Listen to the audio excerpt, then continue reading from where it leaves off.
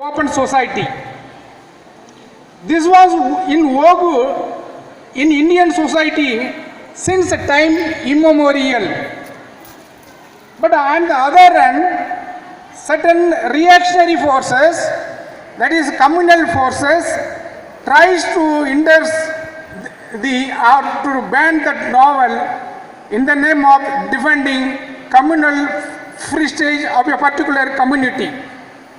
At this given point of time, I would like to quote one thing from French Enlightenment writer Voltaire.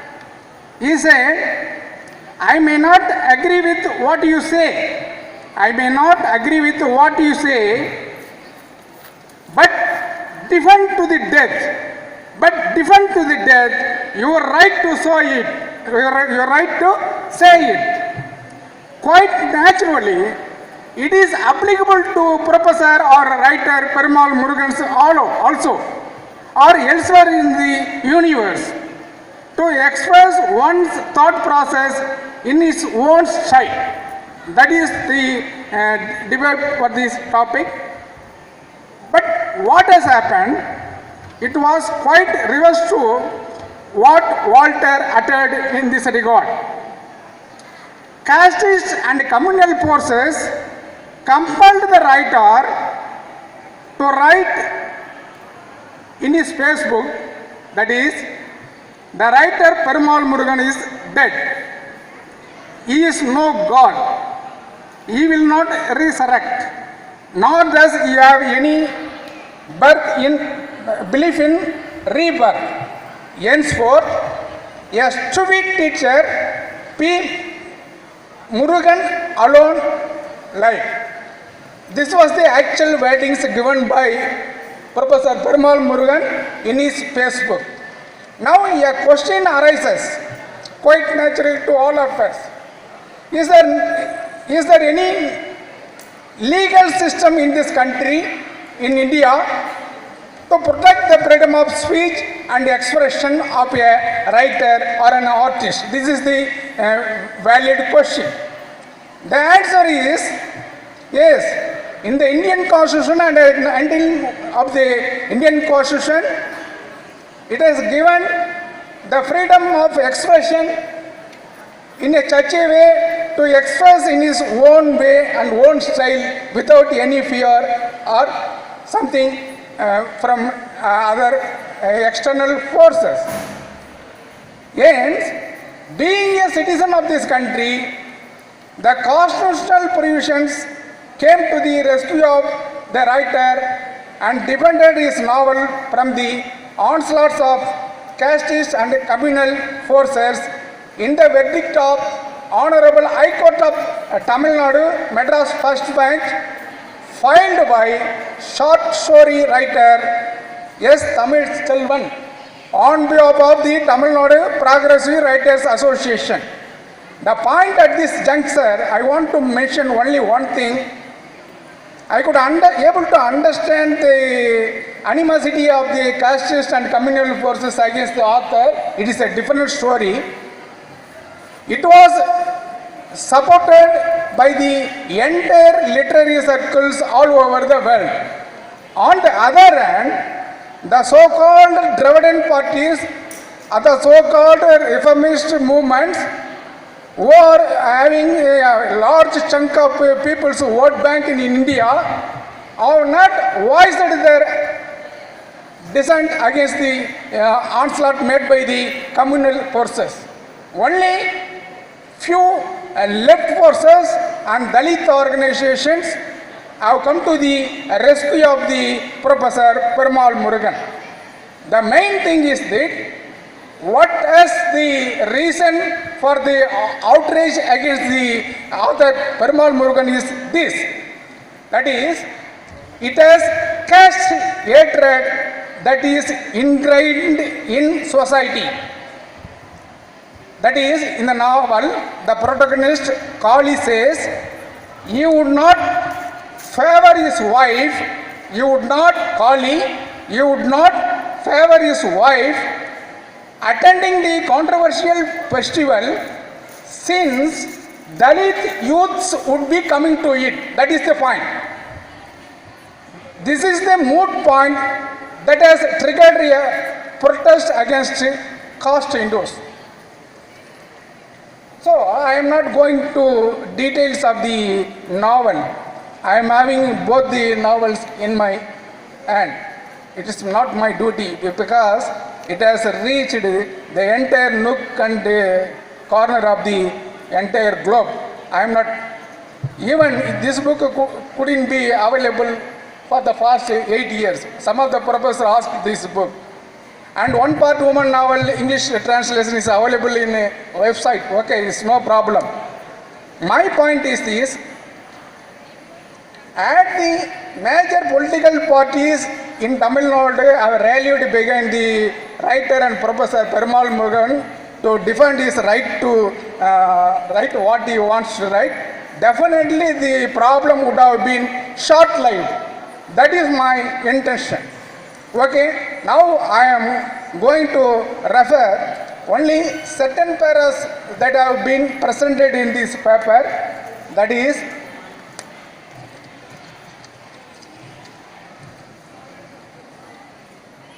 the sum and the total of the entire controversy revolves around PERUMAL Murugan's Tamil novel Madhurubagan, one part women, would come to rest or an end if a right-thinking person believes in truth and its logical conclusions in all fairness, agree with what V. Venkateshan very articulately analyzed hereunder. I am going to say what has been said by this analyst.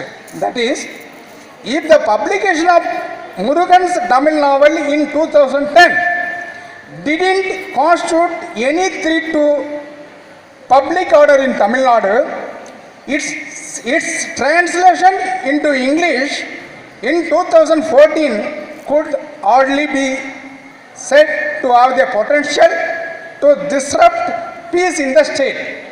The novel's reference to a social custom and which is interpreted as the author's intention to denigrate contemporary Tamil society or women.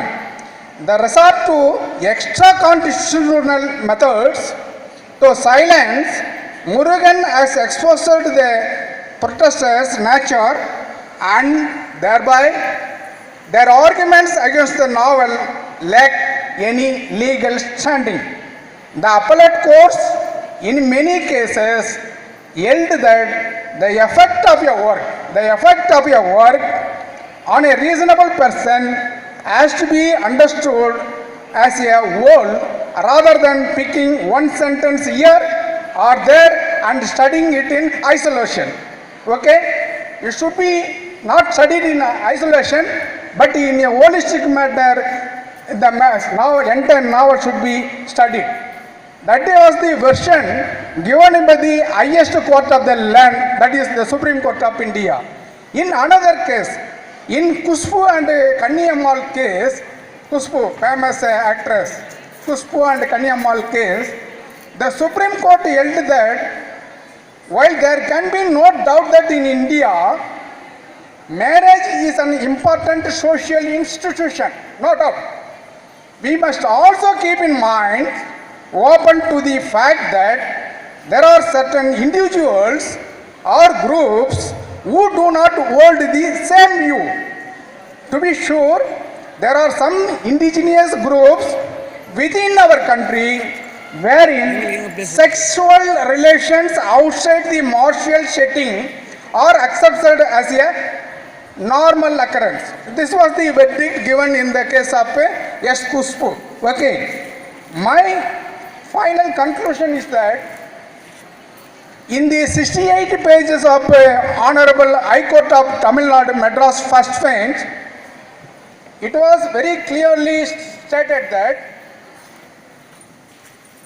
it upheld one of the most cherished principles of writers, that is his right to speak what one thinks and what one decides to speak with certain limitations. And it also said in clear categorical terms, the choice of reading a book rests on the reader. The choice of reading a novel rests on the reader. That is, there is no compulsion to read a book. If you do not like the book, throw the book away. It was told by Salman Rushdie. Yes, the same thing was told by the Honorable High Court of Tamil Nadu. Literary taste may vary from person to person. One person will like this and another person may like something. You should not be alike. Hence, the Honorable Court clearly held that literary taste may vary. What is right and acceptable to one may not be to others. Yet, the right to write is unhindered. This was the actually verdict given by the Honorable High Court of Tamil Nadu. Finally, I conclude that on the other hand, to the best of my knowledge and belief, there was overwhelming support all over the world in support of Professor PERUMAL MURUGAN. But I have heard certain dissent voices from a very negligible section of the Tamil society. He is none other than S. Gurumurthy, and that is he is a noted columnist and commentator. He has criticized the judgment in its legal term and also in its logical terms. Okay, we do agree that he has every right to criticize the judgment. He is at liberty to criticize any judgment.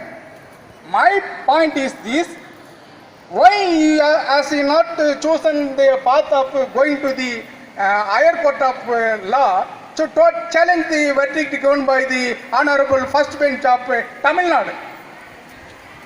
Had such things happened, persons like this columnist Gurumurthy would have been exposed to a greater extent in the courts of law and also in the courts of peoples.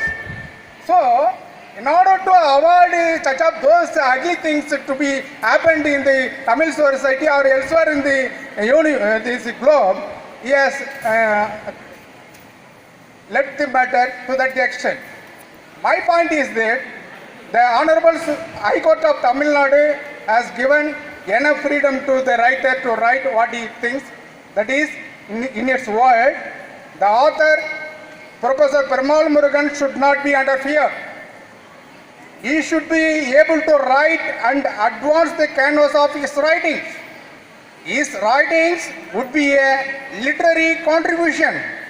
Even if there were others who may differ with the material style of expression, the answer cannot be that it was his own decision to call himself dead as a writer. It was not a pre-decision, but a result of situation which was created.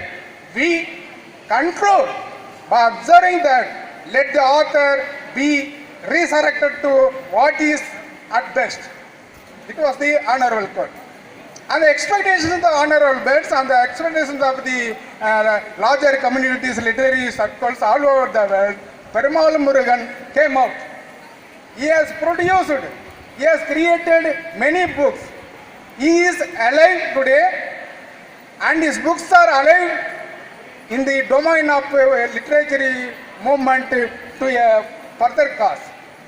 Finally, what I want to say is that it is the strength and beauty of the art and literature. It is the strength and art of the beauty of the art and literature which trumps in. But finally, eternal vigilance is the price for liberty. It is the need of the hour. Yes, finally, this is my conclusion.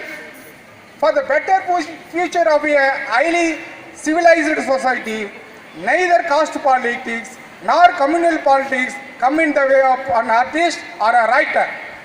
As Victor Pinchak has rightly said, art, freedom and creativity will change society faster than politics. Let everyone contribute to a better world without fear from any quarters, but with impeccable love and affection on the society, on humanity and the human race. Okay, conclude. I myself conclude. Thank you so much. Thank you.